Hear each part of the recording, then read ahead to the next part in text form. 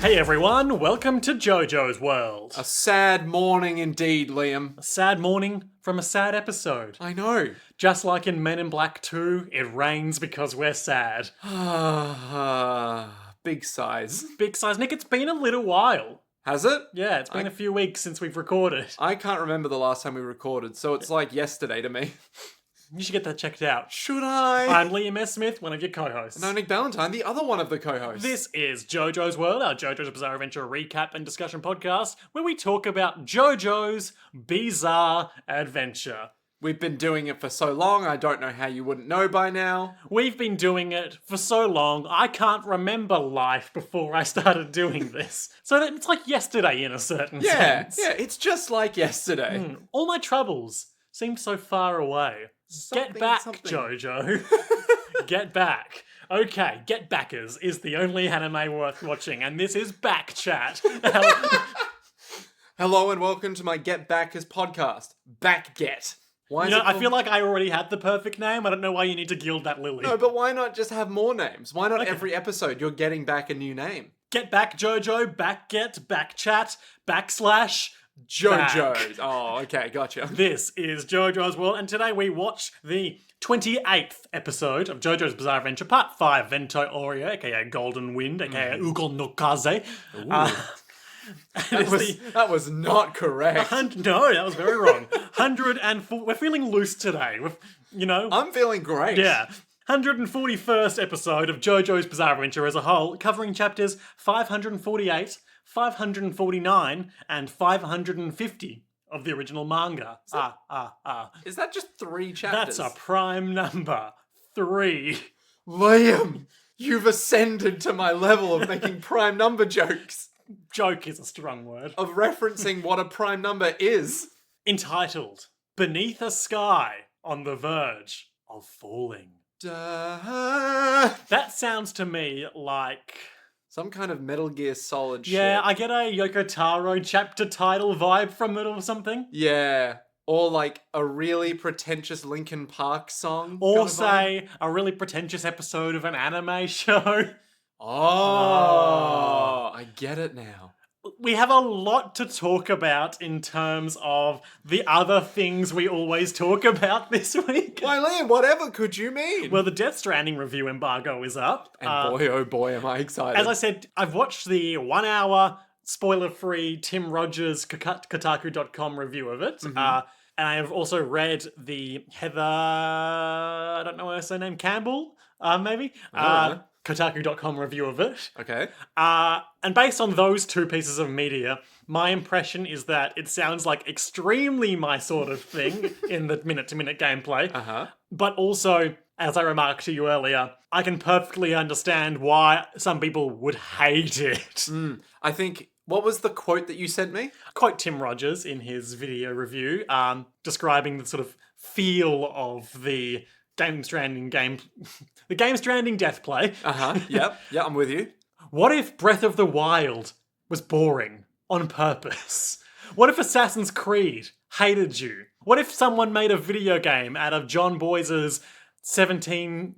Oh, what number is that? It's 17776. 17,776. Yeah, which of course is a sort of multimedia webcomic about space satellites becoming sentient and getting interested in the far future equivalent of American football in a universe where one day everyone just stopped being able to die. That's fucking cool. It's worth checking out. How have I never heard of this? 17,776. That's the year it takes place. It's a trip. Give it a read, Nick. It's your sort of thing. I'm going to forget, but I will. Death Stranding, you walk through the American outback. That's what they call it. The sweet paddocks of Texas. It's really annoying, and you have to fall over on your fat face all the time and drop your briefcases. Hold right trigger to hold a briefcase in your hand. Otherwise, put them all on your back and try not to overbalance. Oh boy. Oh boy. Do you have to hold down the trigger to Yes. Oh my god, yes. I'm so ready to play. So I'm looking forward to that coming out next week. And I'm looking forward to it coming out on PC in 7 months. Yeah. Patrons may be aware that we talked about Death Stranding pre-release on our most recent Patreon episode for some reason, Nick. I have no idea what you're talking about. I speculated that I wanted a system wherein things were very hard to unachievable unless people pooled their resources to create infrastructure that would make certain areas navigable. Yeah. And while it doesn't seem like it's the impossible end of that spectrum, it seems like it has achieved my desire on that very hard end of that spectrum, where you can painstakingly work your way through nigh unnavigable wilderness infested with BTs. Or, as an anecdote in the Kotaku.com written review told, or you can work very hard to set up an elaborate series of zip lines such that those who come after you can have an easier time of it. And then I'll give you likes. Hey, speaking of our Patreons and navigating through the harsh wilderness of a future setting, Yep. this episode is brought to you, Liam, on a level that makes everything we do possible, much like the players in Death Stranding. Oh. Cedar Row. Cedar Row. Is that C-E-D-A-R? It is indeed. That's a wood or something, I think? I believe it's some form of pine. Yes. And Cedar Row would be like the name of a street or That thing that you make and connect for. a hotel. Sure. Or an abacus.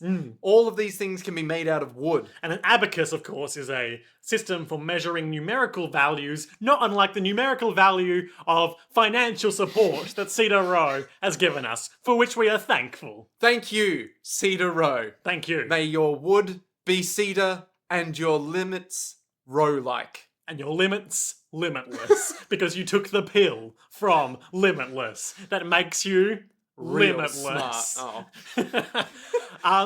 I have another couple of items of bullshit before we get into Jojo's Keep Bizarre going. Adventure. Keep it up. This is what our show's all about, Liam. Yoko Taro, Japanese auteur, creator of the Drakengard and Neo franchises, No need for a segue. Yep. was recently interviewed about 2B, the protagonist character from Nier Automata. I remember her. Her guest spot in Soul Calibur 6, and the nickname given to her palette swap costume for the Player 2 character in Soul Calibur 6. The nickname was 2P, as in Player 2.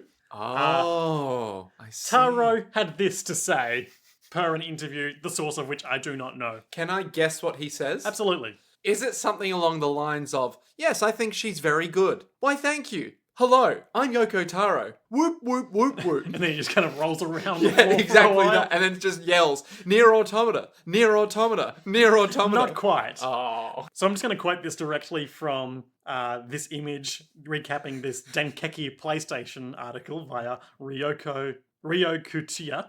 Okay, sure. Speaking of names, the interview also goes over the nickname of 2P's alternate colour, 2P. When asked what the P means, oh, those plosives, Oh. Taro eventually throws out Panasonic in reference to the electronics company. While seemingly a joke, Taro later concludes that the P does stand for that. Quote, "It's fine. I mean, they're world famous," he states. So that decides it. 2P's P stands for Panasonic. Additionally, he mentions how Panasonic means every sound, and that the word fits the theme of the ending theme from Nier. Oh, I love Yoko Taro so much. So there's that. Sorry, let me get this right. 2 Panasonic. 2 2 Panasonic. Furious. So 2B's alternate name in Soul Calibur 6 For her alternate costume. is To Every Sound, Yep. which fits the last song in Nier Automata. Nier, in Nier, he said. Oh, so in I don't know. Nier. I haven't played Ooh. Nier old school No, styles. neither have I.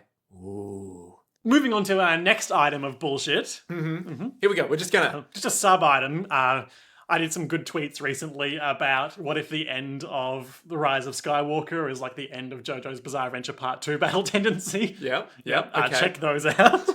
But in response to our last episode, we got a couple of tweets from, first from David Yao, who corrected me when I was trying to remember who had that thing where they held in their pregnancy by sheer force of will. Yeah. That was the mother of the character Ace from One Piece. Oh. Liam, how could you not remember that? Because the world government were gonna kill all the babies who were born in a certain period to make sure that the son of Goldie Roger, the Pirate King, would not come to adulthood.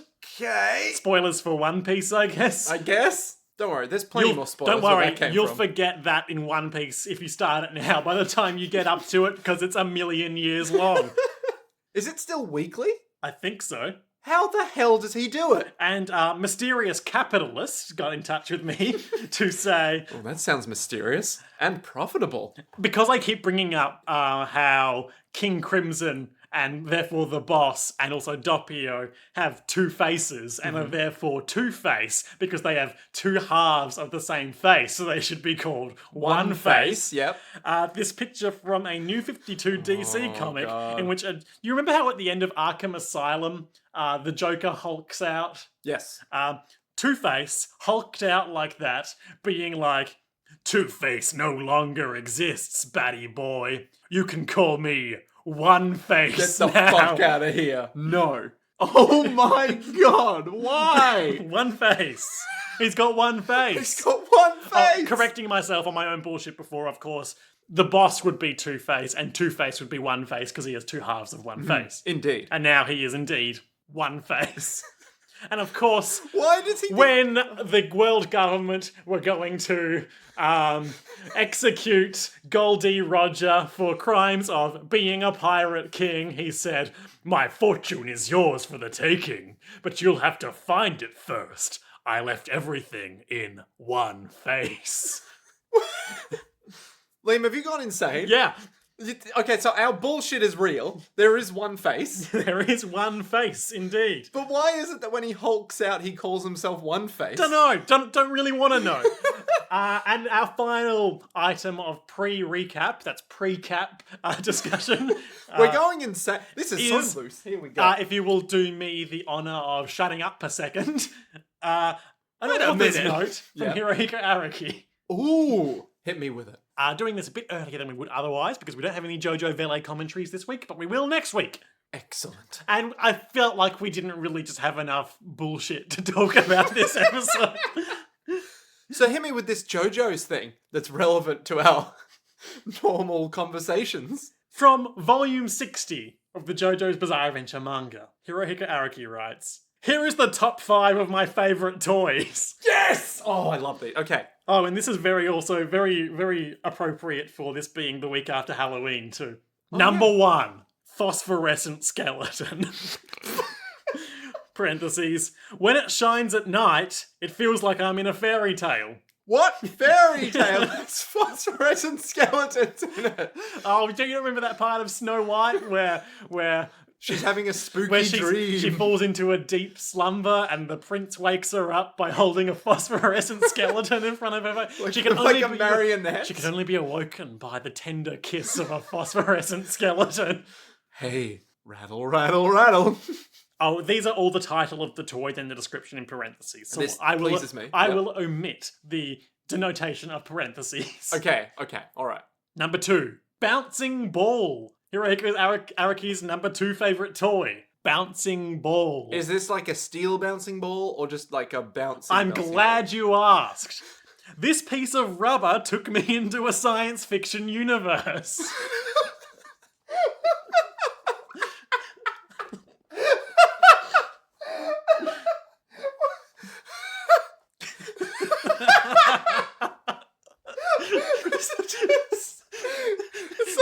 It's like Hamlet also is like looking into the ball Or going... is it like Flubber? It's like Flubber. Everyone's favourite science fiction universe.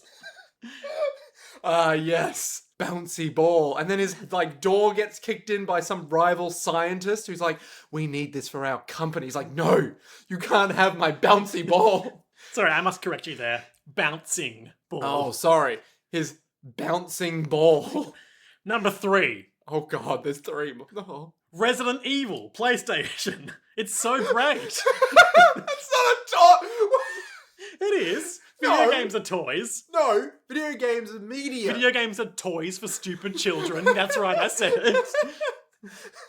That's why we're gonna play Death Stranding. But is it art? Is Resident Evil art or is it a toy? I get you now. I understand. What are the themes of Resident Evil? Big Zombies. scary house. Corporations bad. That's the Yes. theme. Yep, that's the big theme. Yeah. Main character good because they're down to earth. Overcomplicated architectural mansion design, bad. Puzzles, doable. You can do it. Itchy tasty. Dogs can strike at any moment. Sharks, scary. Just scary. Tyrant. Down with the monarchy. Other themes may Quite ironic, no, not ironic, appropriate that the last boss of course being derogatory term for controller of labour, is called a tyrant. Tyrant of course being derogatory term for a monarch or ruler. Is that ironic? Given that the tyrant is created by a company, an organ of capitalism, I think it's quite apt. And this is that's right, welcome to my stealth 141 episodes have led up to this. My stealth Resident Evil 1 thematic analysis essay. Let's go. Jill Valentine. Valentine's. The concept of the day of love. But why has it been tainted so? The master of lockpicking. The Jill sandwich. The Jill sandwich? Oh, you don't remember that piece of dialogue? No. You almost get trapped by the descending ceiling that's going to crush you to death. And then Barry comes and saves you and he's like, wow, Jill, you were almost a Jill sandwich. Oh, man. Red field. Red. Blood. Roses. Symbol of love. I ship Chris and Jill? Okay. What? Liam, are you okay? Are you having a stroke? Number 4. A Thunderbird 2 model. Ooh, is Thunderbird 2 the one that's big and green? Yes, the big green one that's a sort of cargo carrier. And of course, the toys usually have a detachable midsection. That'd be a cargo crate. Oh, so cool. To my mind, the most iconic of the Thunderbirds. I agree. Take that, Thunderbird 1, which I think is maybe a rocket ship. I was thinking one of them was a rocket ship. It was like, why? There's also a submarine. Yep, that's Thunderbird 5? Maybe? Do you want me to look up what the Thunderbirds are? I think I'm going to have a bad time if you don't. Okay. What an interesting episode of our podcast. It began with Death Stranding, now it's going into Thunderbirds. This will be the episode that tests our listeners. If they aren't truly on board for our bullshit, then they will be off board. After half an hour, so Jojo. I mean, if they've gotten this far, you know? They might understand what the vibe is. What are the 5 Thunderbirds? No, that just takes me back to that Wikipedia page. What are the 5 Thunderbirds? Why do the Thunderbirds say fab? I'll tell you why. It's because they're fab. Here's an article from tobaccocontrol.bmg.com. Reevaluating gender and smoking in Thunderbirds 35 years on. Is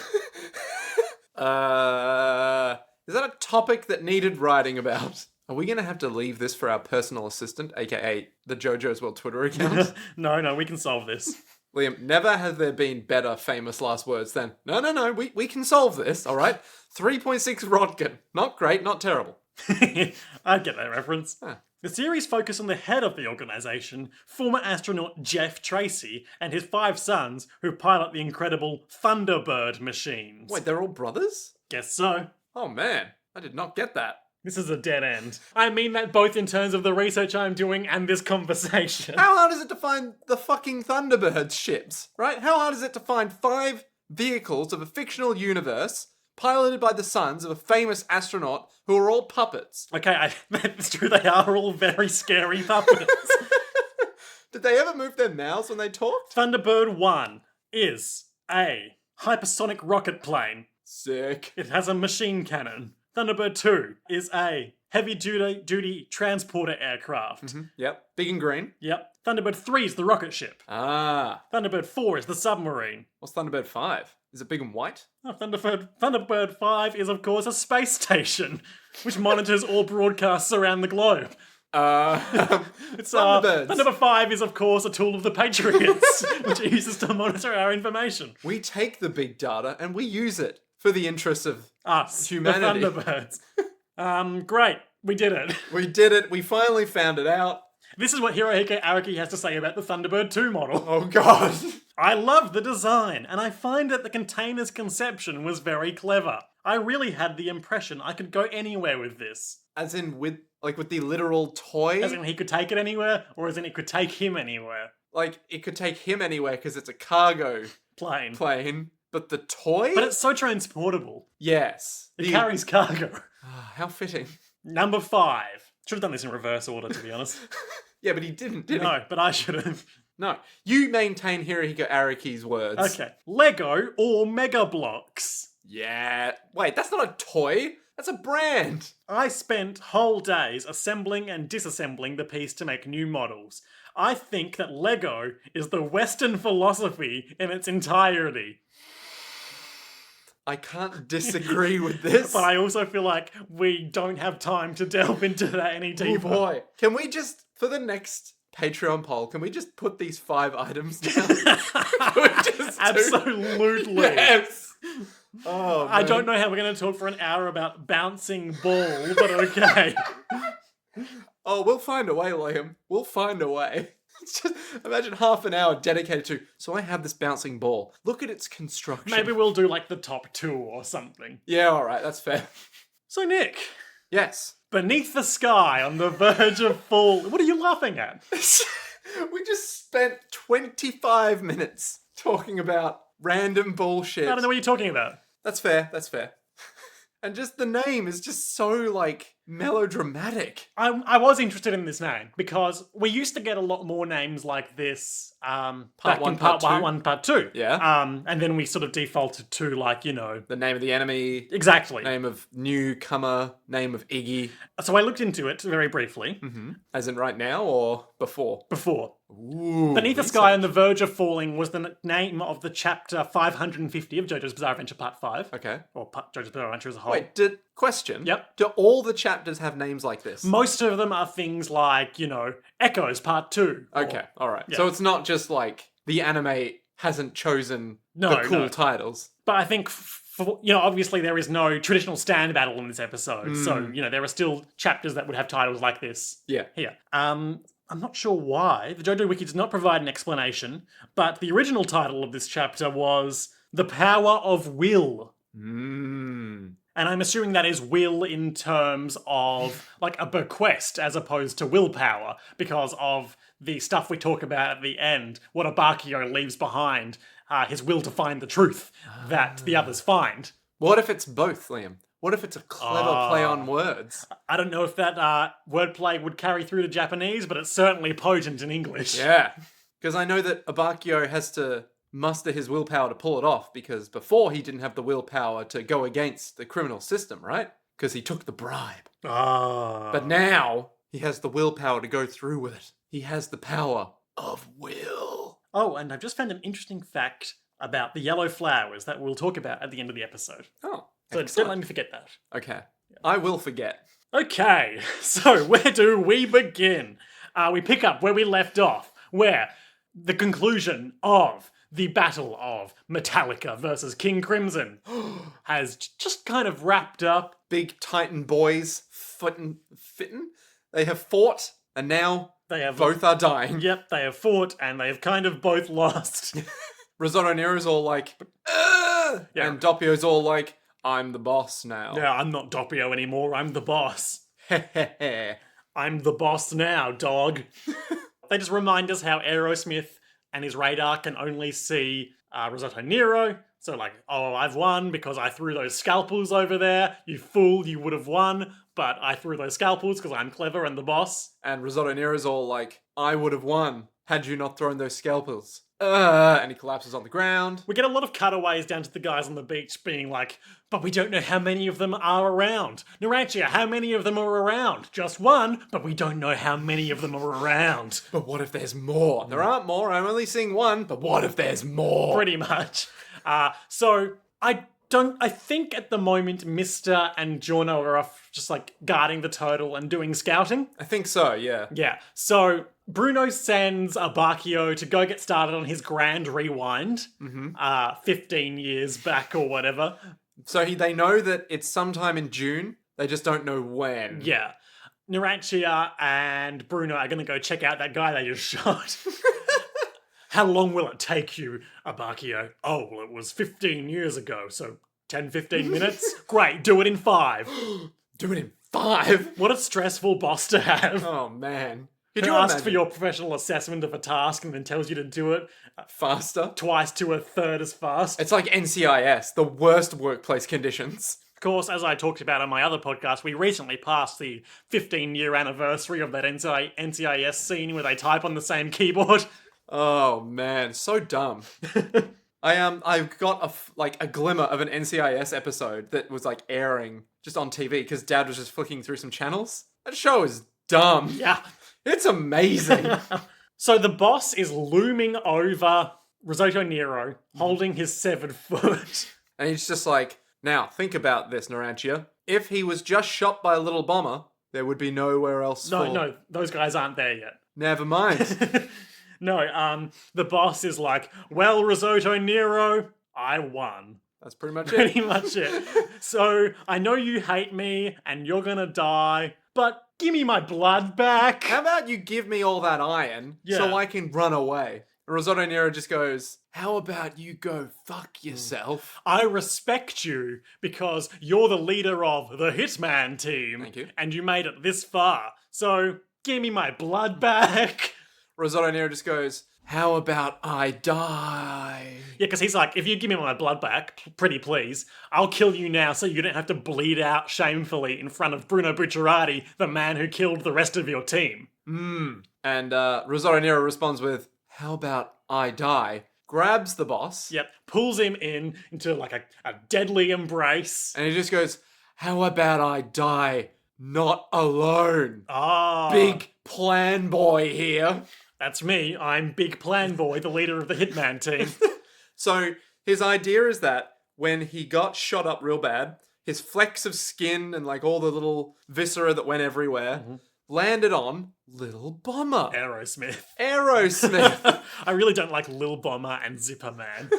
So they landed on Aerosmith, and would you believe it, but Aerosmith he's a metal contraption. Oh, he's an aeroplane. He's a plane. So Metallica can just control him. Dunk him up real bad. We like briefly see Narantia going, hey, something weird's going on with Little Bomber. Aerosmith.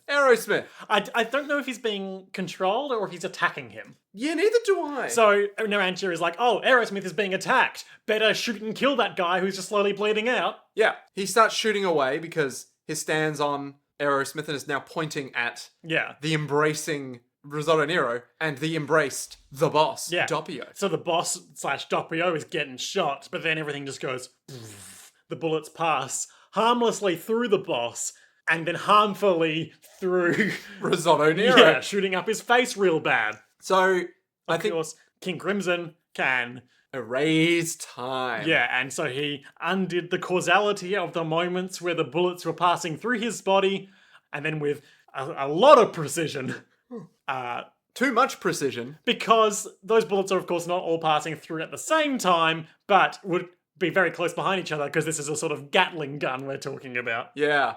So he sort of phases out of existence, and then all the bullets just go through Risotto Nero. Leaving the boss to crawl away like an dying animal. Yeah. Still no iron in his blood. So, concern. Mm-hmm.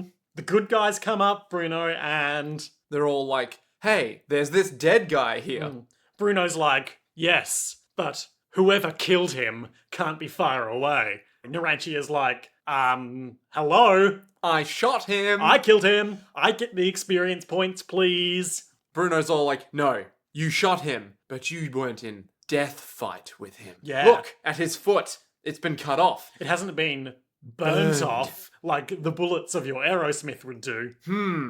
There must be someone else limping away nearby. Maybe it could be another killer. Maybe they got into a scuffle. They didn't expect to be in a scuffle because they thought they were so good. They were arrogant, confident. Yes, it must have been this way. Pretty much. And Narantia's like, no, I shot him. It's like, no, there must be another. He's hiding his breathing somehow. Go and signal to Giorno and the others and get them to go guard Abacchio and look for any breathing. Let's go fuck some shit up. Meanwhile, the boss is like, ugh, such a shame for me to suffer such shame here in Sardinia, my home. My resting place for so many years. The shame of these events brings me shame. For shame. How shameful. And then he eats a frog. So, I think he's trying to just get his iron back by eating the frog. He wants the blood and the meat and the iron. Yeah. I also briefly thought to myself that he was just going to have a phone call. Oh, yeah. Hello, Doppio. I must die now. take my body with you. So when he like picks up and is just eating it, he's like, right, let's get some work done. Let's go kill an Abakio. Yeah. So meanwhile, Giorno and Mr. come onto the top of the cliff and they're like, oh, Abakio's down there. He's not started his replay yet. He's still searching. Great. I mean, that's let's go do something else. all gone to plan. But where are Bruno and Narantia?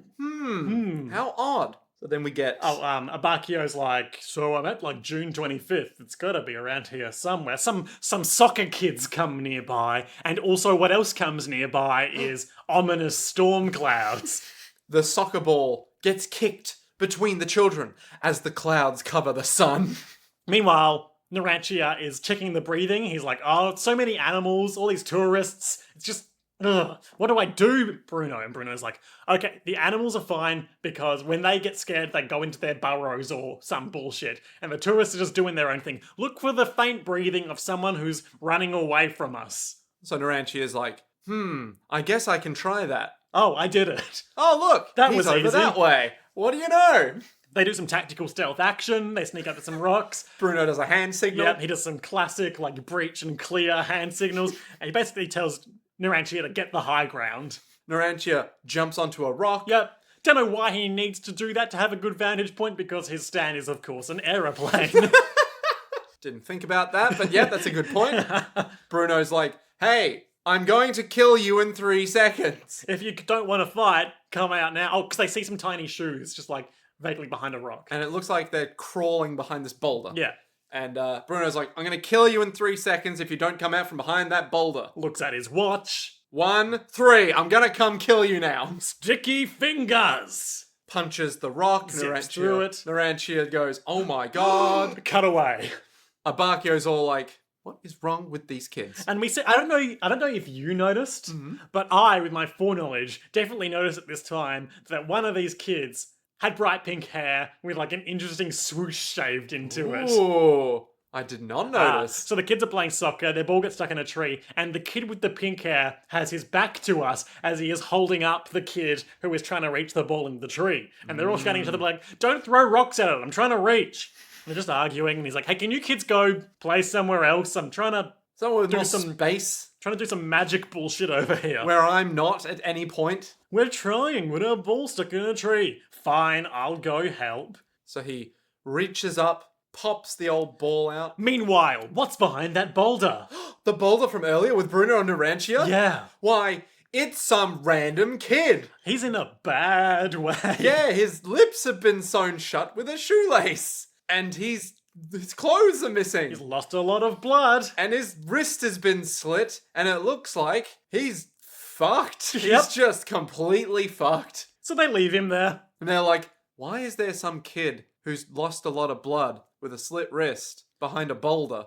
Meanwhile, all the soccer kids are running by Abakio being like, thanks, mister. Thanks, mister. Thanks, mister. And yeah, this is... Wait, is it? Hang on. It's more like, thanks, man. Thanks, man. Thank you, Abakio. Yeah.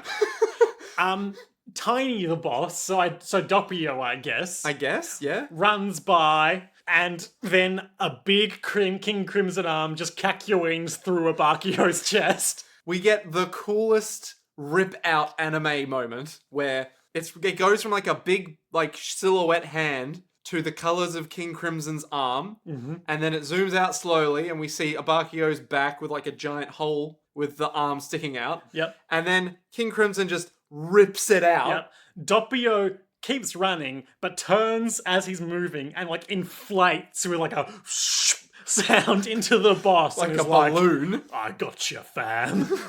Luck's on my side today, big boy. Nothing beats coming home. Luck is truly on my side. Anyway, bye. Abakio sits down on the rocks near where the soccer game was as that continues in the background, and the light fades out of his beautiful purple and orange eyes. And he just collapses there, and everything sort of goes the face of Moody Blues, like fragments and shatters. and like crumbles in on itself. Yep. Then we cut to a nice sort of Ad break. Oh yes, that too. but like a sort of calm restaurant scene. Everything is sort of very washed out and grey for symbolism. Ooh. And Abacchio is currently nibbling down on some spaghetti. Some delicious spaghetti al nero di sepia. And I went, oh, it's a flashback. Oh, Yeah, you said that out loud. Yeah. And I was like, oh, Nick. Oh, that would sweet, make innocent, too much stupid sense. Nick. What a grand and intoxicating innocence. A dying thematic flashback? No, I think not. Not here, in Jojo's Bizarre Adventure. He hears a noise and he looks under his tablecloth, and there's a man down there. A police officer of sorts. Picking through the trash. There's a whole bunch of like broken bottles. And he's like picking them up one by one and examining them. We never get a good look at this guy's face, and everything's grey and very sort of noir. And Abacchio is just there being like, excuse me, are you quite alright down there? I'm trying to enjoy my spaghetti here and you're making all this noise. Oh, sorry, I'm just doing my job. Sorry to bother you. Please go back to your meal. There was a robbery across the road last night, and a man was struck in the head with a bottle, and we never found the shards of that bottle, so I'm looking for it. Especially the bit he was holding, for fingerprints. Okay. And he goes back up, and then it's like in one of those moments of, I don't have to explain this. Actually, it's going to bother me if I don't. Yeah. He's just like, he goes back up, looks at his spaghetti, and then goes, You know, while we're talking...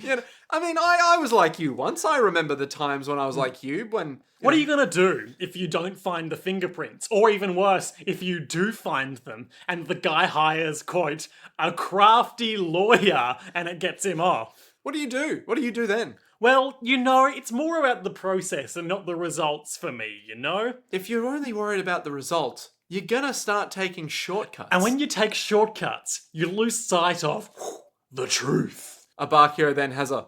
The truth? Oh, of course, I would be remiss if I didn't make the LA Noire clue noise in response to him looking at all these You literally shards of did glass. make that sound when we were watching. Yes. Boop boop. Inconclusive. Doubt. See, I don't know.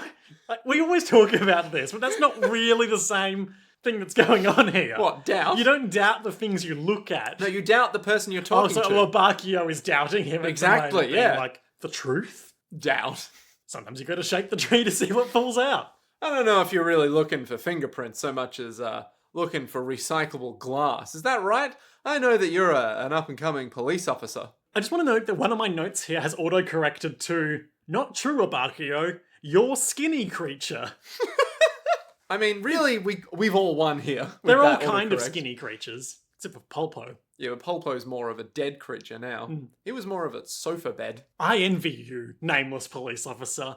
When I was young, I wanted to be a police officer. Since I was a kid, I wanted to be a great police officer who believed in justice. And I used to think like you, but I messed up, because I suck and I'm worthless. No, Abacchio. Calm it down. You don't suck. You're not bad at all. In fact, I'd say you've done a good job. You have the will to find the truth, and that even now resides in your heart. Abacchio.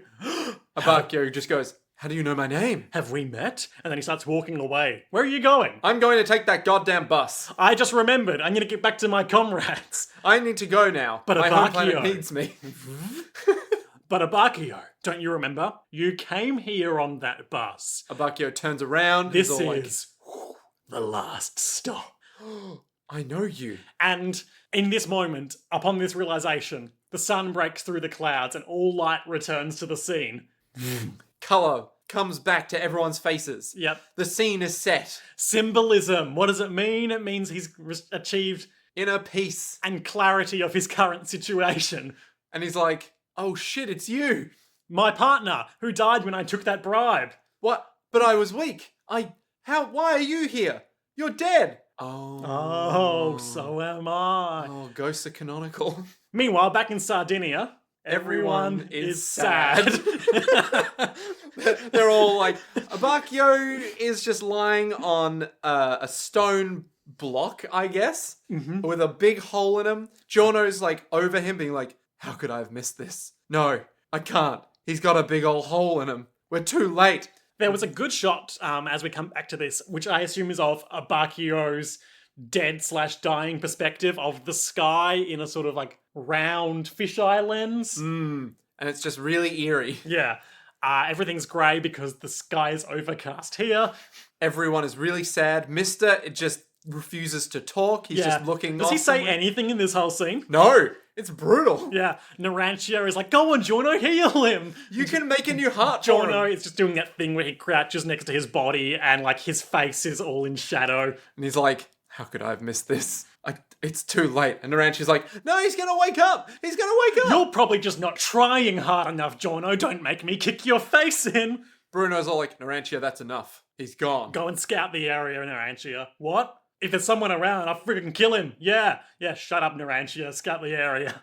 No, I refuse. Jono can bring him back. We're fine. And like, everything's fine. He's like making a big fuss and all the sad adults are walking away. He's all like, come on, guys, we have to help. And there's like this swelling orchestral sad music playing this whole time, and the sunlight starts breaking through the clouds, and we get all these like god beams of light. Mister literally is like, for the whole thing. He just refuses to look at the dead Abakio. As the sun breaks through the sky over Abakio's face, like, we see that he looks to be at peace, and cut to, like, a sort of weird 1/4 shot of Narantia's face, where we just see, like, the left side of his cheek and below his eyes as tears start to run down it. And he's like, no, not Abakio. No, not Abakio. He was the best of us. Bruno walks away, looking down. He bites his lip so hard that it starts bleeding immensely. Which is a hard task for him because he is a walking corpse. He is struggling to bleed at the best of times. Yeah. In this moment of grief and true mourning, is he more alive than he has been since he died? Ooh. Yeah, probably. And he's like, we can't just leave him here all alone, is Narantia. And everyone else is being quiet. We can't just leave Abakio. Oh, come on, we're leaving. And then Narantia eats shit and falls flat on his face in the dirt and screams in anguish. He's all like, he's not dead. Everyone walks away, sunlight's dappling the beach, and Jono remains around the corpse. Boop boop. What is this in his hand? Inconclusive. End of series. This piece of rock, this must mean something. Abakio didn't just pick up pieces of rock. He doesn't just hold on to sentimental rock. I'm gonna use my magic to turn it into a ladybird. So he's all like, return where you came from. Go back where you came from. We don't want you anymore. Get out of here. The ladybug burrows deep into the earth. No, it flies on over to the Costa Smeralda plinth that's there. And they look at the rear side of it. And what do you know? There's a big gaping maw in the shape of a face. Yeah, and we surmise that in his last moments, Abakio did that thing where Moody Blues takes on the form of the person it's recording, and then, I guess, just headbutted that rock super hard. It's like there are two handprints on either side, and it's just clearly gone all in. Smashed its face into the rock. Which is... hardcore. Fuck. Yeah. This is the boss's face. We did it. Abakio did it in his dying moments. And then back in the afterlife. I guess Abakio's... purgatory. Ooh. You did it, Abakio. You left behind the message they needed. And they'll carry your will, finding the truth into the future. And now you die. But I'm already dead. And then he's in the sky and they're walking away. As we're panning up to that sky shot, we see that where his body was laying on that stone plinth is like a big mess of like beautiful golden flowers. What's the deal with those golden flowers? Why, Nick, I'm glad you asked. Oh, no. I happened to see a bit of trivia on the Jojo wiki page for this. For some reason in the manga/anime differences... Oh, because this was added for this scene in the anime, this flower bed. Wait, so this wasn't in the manga? Well, I suppose it's harder to communicate the golden flower symbolism through black and white manga. Okay. Yeah, that makes sense. Yep. A flower bed is added at the end in place of Abakio's body. According to director Hideo Takahashi, the bed consists of yellow sultans, which translate to strong will. Ooh. This refers to Abakio's will to seek out the truth, as described by his late partner. Well. Or should I say, will. Oh. That's right, I had the will to commit to that joke. Apparently there's also a scene in the manga where Mister's like, oh, now we have the boss's fingerprints as well. Oh, okay. So it's just like, in the anime, it's like, yes, now we can find the boss. In the manga, yes, now we can find the boss. Oh, and we have his fingerprints. Yeah. And that's the end of the episode. Whew! God damn. So, Nick. Yeah. Good fucking app. Yeah. Hot diggity damn. What are our highlights and lowlights for this one? My highlight is probably the bit directly after Abakio's death, where all the dudes are sad. The manly tears sequence. manly tears I was sequence. thinking that myself. It is so good. Yeah. It's weirdly, like, powerful considering. Absolutely. Because, like, the whole show, when you think about it, has basically devolved into, I'm going to fight a guy. But, like, there's enough characterization between them that you're like, oh, and they had bands and fun times together. Obviously, Narantia having his meltdown is very Narantia, but even though the other three guys are just kind of being, like, stoic and manly, I feel like they're all doing it in their own way. Yeah. Like, Mr. is just, like, disengaging from the whole situation because he doesn't like dealing with things that make him unhappy. Yeah. Bruno is, like, being all about the mission. Giorno's like, I can find a solution. Yeah, he's just, like, gotta be a staring way. at the body the whole time, being like, can I do this? Yeah. Is there more I can do? Yeah. Brutal, man. Yeah. It's brutal. Either that or the old chest rip. Could I bring him back like I did Bruno? Could I create a zombie army? I also just want to give, like, a honorable mention to Risotto Nero's final gambit, even though it didn't work. Like, you've got to respect his commitment to his cause. I think the only reason he didn't win is because Doppio saw the future and was like, oh, well, I can see what's going to happen now. Truly, we lost two great men this episode. Oh, Risotto Nero, no longer at large. No. Now he's growing smaller into the rear distance. Yeah, I guess. Sure. Still.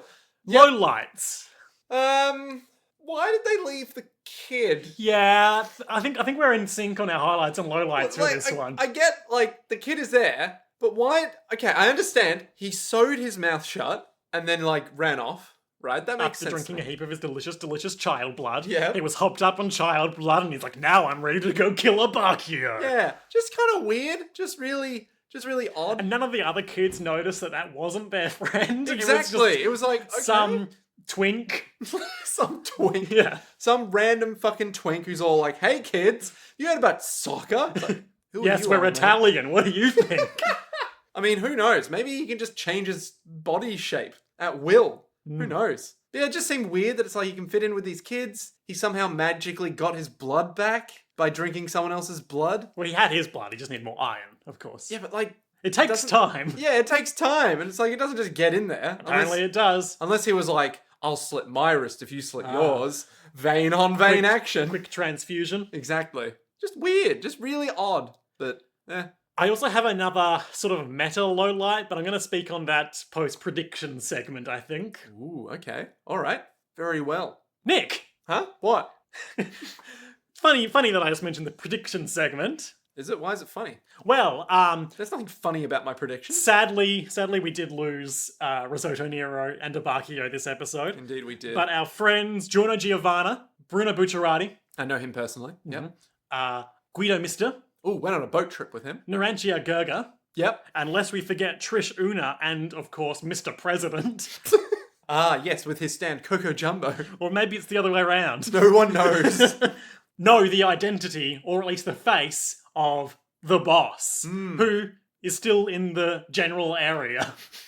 Somewhere out there. What will happen next time on JoJo's Bizarre Adventure, Part 5, Vento Oreo, episode not 28.5 Destino, the recap episode. Wait, not that one, because I would get that 100%. But episode 29, Destination Rome, the Colosseum. Oh my god, it's the Colosseum again. Alright, there are these chariots and this big, beefy motherfucker. That was not the Roman Colosseum. Wasn't it? That was in, like, the Swiss Alps. Was it? Yeah. Was that pre or post hotel? That was after they went to the ski resort, where Caesar sadly met his fate. Yeah, but I thought they met in Rome at the Colosseum. They went through the mouth of truth to the secret Nazi archaeological dig. Yeah, but then Didn't they go? I guess it was There their was own... some vaguely Colosseum-like architecture. I guess so. Yeah, alright, never mind. Destination Rome. The Colosseum. Okay, here's what's gonna fucking happen. They're gonna use the internet to try and find this guy's face. Reverse Google search. Exactly. They're gonna find nada. And then they're gonna go, hey, Trish, do you remember this guy's face? We happened to take a photo. Oh, that reminds us of a Abakio. Oh, now we're sad. Trish is all like, I didn't really know Abakio Which that one well. was Abakio He again? was the one that isn't here Was right he now? the one with the sort of cheese, Swiss cheese suit? Ah, no, that was Fugo. Yeah, okay. But who was Abakio then? Who's flying the plane? So maybe they will like go off Trish's sort of hunch of like, oh, I remember that face. Yeah, I remember it from Rome. We went to the Colosseum 10 years ago. Or something like that. And they'll go, They've shaved 5 years off their timeline. yeah. Or maybe someone will have recognized that face and they'll go, how interesting. Or maybe they'll get in touch with another member of a drug trade person. They decide to head to Rome. for some reason. And what happens there or on the way there? There are approximately 11 episodes remaining. Now, if we consider, how many are there left? 1, 2, 3, 4, 5 people are alive. Oh, you think our friends are going to get picked off one by one? I think so, 100%. Will it be the boss each time, or will it be his, like, elite circle? Ooh. And more to the point, what order? Okay, Mister's got to go first. Okay, he's the least important remaining one? Yeah, I think, well, he's been close enough to death now that maybe they won't get picked off one by one. Maybe it'll just be one big hit where Giorno's like, and now I have to step it up for my friends who are no longer with me, or something. The only one who's still with me is Bruno Bucciarati, who is also dead. So maybe it will be... Okay, maybe they'll just run to Rome, be like, okay, Rome, we have a safe house. That's like a secret safe house where we can start researching. We can do some research. Yep. But then they get followed, shadowed, if you will, by a man whose power will undoubtedly have something to do with shadows. Sure. Okay. I don't know why, but hey, maybe that'll have something to do with it. They'll fight. It'll take 2 episodes. Someone will die. I don't know if they will yet. Okay. One person will die, and it won't be Mr. yet. Okay. I think. It could be Mr. Could be Coco Jumbo. No. He was the best of us. Maybe that key... Did that key ever come into play? That's how they get into the turtle. No. I mean, like, the key, like, as an actual physical key. No, the key unlocks the turtle. No, but, like, physically... No, there's no lock that the key fits. Okay. But what if there is? What if there's a safe house? Okay. Like, in Rome... And the key unlocks it. Exactly. What if they thought that far ahead? Otherwise, it's just going to be a stand battle. Yep. At a Colosseum. Or it might just be one of those episodes that's them being like, what just happened? And so how will they use the boss's face to unearth the identity of the boss? Well, the weird thing is that Doppio clearly just walks around. Yep. Being all like, I'm Doppio. I'm from someplace else. And everyone goes, all right, let's take advantage of this stupid fucking idiot. Maybe they'll find Doppio's face and go, that's the boss? Like online somewhere. Oh, yeah. Or maybe they still have access to the boss's network. You know, like a computer system. Yeah, maybe. So maybe they'll use that and be like, his face isn't coming up, which means we must be close. All right. Something along those lines of like using the interwebs. That's pretty comprehensive. Yeah. Can I gripe at you now? Oh, please. Figuring out what the boss looks like doesn't really come into play at all going forward. Really? Really. How so? Are we saying... I can't tell you, but that's all I can say. Are you telling me that it's not a matter of them going to the boss? It's more like we either stumble upon the boss or the boss is actively like, I need to murder them now. Those are both options. I see. God, I love this fucking show. We were talking about this before. It's been a couple of weeks since we recorded. And like coming at it back to this franchise with fresh eyes. We watched the opening and like the first 3 minutes and we're like, God, this is fucking good. It's like when you take a little break and you're like, ooh. This rules. Ooh, yes. But that sucks. So... Abakio died for nothing. Abakio had a meaningless death. And the entire scene is ruined. Yep. Fugo remains at large. Fugo remains at large. We'll never see him again. Risotto Nero, sadly, no longer at large. Now, he simply returns from Small. And the Hitman team has been defeated. Dead for a while now. Achievement unlocked. Actually, are they all dead? Yep. Oh, no, that's right. Yeah, the snake. Yeah, I was thinking that Laptop Boy didn't get killed, but he did. He got eaten by a snake. Eaten by a snake? Eaten by a snake. Man, that was a hungry Jordan. All right. I am going to put down those 5 toys as the poll for the Patreon list, which is at www.patreon.com/Jojo as well. Just plugging that in there. Yep. If you want to get in touch with us with big pictures of One Face or respond to my good tweets about if Super Palpatine cuts off Rey's hand and then she holds out Han's dice to amplify the blast of force he's shooting at her, causing the Death Star to explode, then check out us at Jojo's Podcast on Twitter. Yep, that's us. Yep. Until next time, to be continued.